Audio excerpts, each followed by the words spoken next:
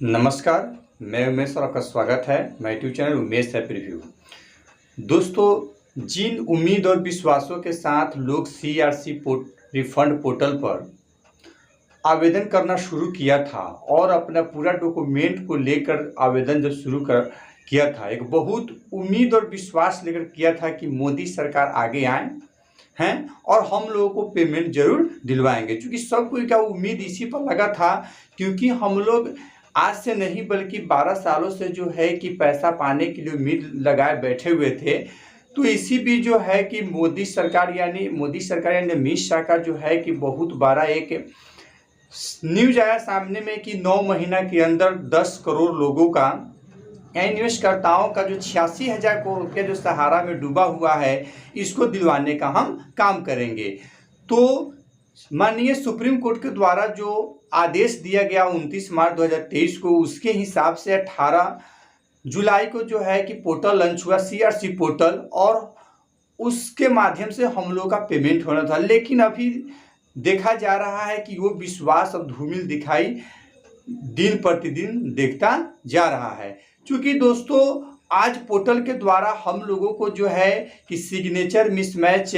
या आपके द्वारा जो डेटाबेस दिया है वो जो है सोसाइटी के पास डेटाबेस नहीं है, उसके अलावा आपका नाम जो है कि जो आपका सदस्यता जो है वो अभी तक ले जो है कि जो सदस्यता फॉर्म जो है वो स्कैन करके नहीं डाला गया है, वो भी आपको मिल नहीं खा रहा है। उसके अलावा ये भी बताया जा रहा है कि आप जो है कि सोसाइटी के सदस्य नहीं हैं। इस प्रकार कई दिक्कतें जो है दिखाकर डिफिशियंसी मैसेज भेजकर, डिफिशियंसी कम्युनिटी का पीडीएफ भेजकर हम लोगों को जो है सहारा पीड़ितों को ठगा जा रहा है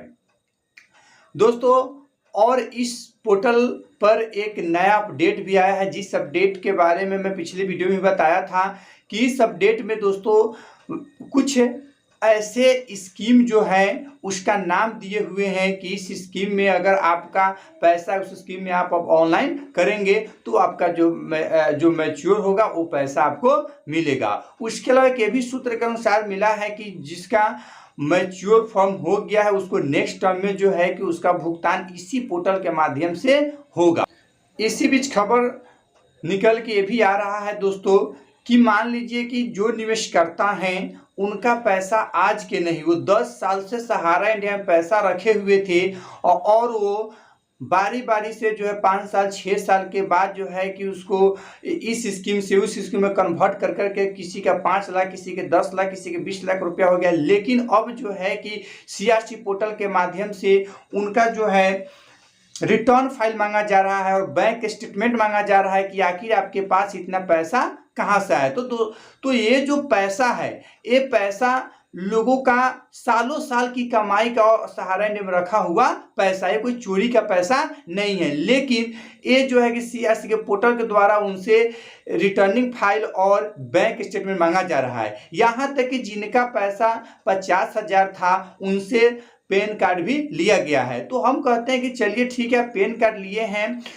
तो मान लीजिए आपका जो टीडीएस बनता है वो टीडीएस काट लीजिए। लेकिन जिस समय हमने पैसा जमा कराया उस समय का हम बैंक स्टेटमेंट कहाँ से देंगे? हो सकता है कि हमने माल बकरी जो बेचा था, भैंस बेचा था, वो पैसा जो है कि हम लेकर सहारा इंडिया में रख दिए। ऐसा तो नहीं है कि हम बैंक से निकाल के सहारा इंडिया में जमा किए,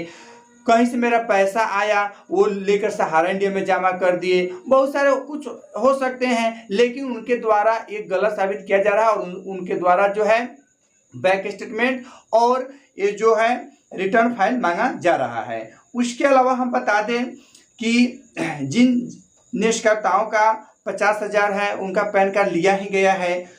तो उनका इनकम टैक्स काटे। उसके अलावा हम आपको बता दें कि सोसाइटी के सदस्य बताकर जो है कि उनका फॉर्म रिजेक्ट किया जा रहा है कि अब सोसाइटी के सदस्य नहीं है। उसके अलावा एक और भी पता एक चला है कि जो आपका डाटा सोसाइटी से नहीं मेल खा रहा है, सिग्नेचर जो आप किए थे वो सोसाइटी के दिए हुए डाटा से नहीं मेल खा रहा है, या आपका जो सदस्यता फॉर्म है वो स्कैन करके नहीं डाला गया है। तो सूत्रों के हवाले ये पता चला है कि जितने भी हेड क्वार्टर के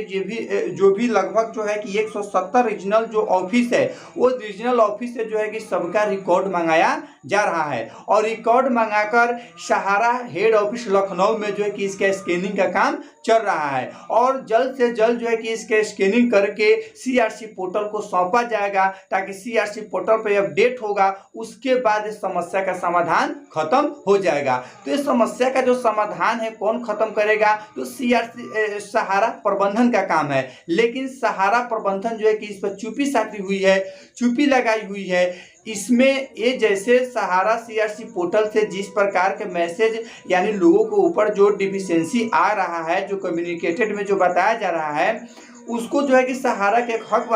सहारा का ही जिम्मेवारी बनता है कि एक लेटर जारी कर दे कि हाँ जो रीजनल ऑफिस में जो डाटा पड़ा हुआ था वो डाटा जो है कि हमने हेड ऑफिस में मंगाकर स्कैन नहीं किए हैं, स्कैन करके कॉपी नहीं डाले सदस्यता वाला फॉर्म, तो उसका काम चल रहा है। आप धैर्य बना के रखिए, आपका जो मैसेज गया है वो फिर जो है कि एक्सेप्टेड फॉर्म में बदल जाएगा और सभी का पैसा जो है कि समय पर भुगतान हो जाएगा। ऐसा जो है कि सहारा प्रबंधन का कर्तव्य बनता है कि एक लेटर जारी कर दे, लेकिन सहारा प्रबंधन इस पर चुप्पी लगाई हुई है। तो इस प्रकार जो है कि सहारा के द्वारा सहारा पीड़ितों को ठगा जा रहा है और साथ ही लोगों का उम्मीद था कि जब मोदी सरकार ने कल ये जो बीड़ा उठा लिए हैं लोगों को पैसा दिवाने के लिए, क्योंकि 10 करोड़ जमाकर्ता का अगर 5 परिवार है तो गुना कर दीजिए कितना लोग हो जा रहे हैं, यानी 10 तो हमको नहीं लगता है, लेकिन 13 करोड़ निवेशकर्ता इसमें जो है निवेशकर्ता एजेंट लेकर हैं। अगर 5-5 एक परिवार का देखा जाए तो 13-65 करोड़ लोग जो है कि इसमें शामिल है। लेकिन अगर इस पर सहारा प्रबंधन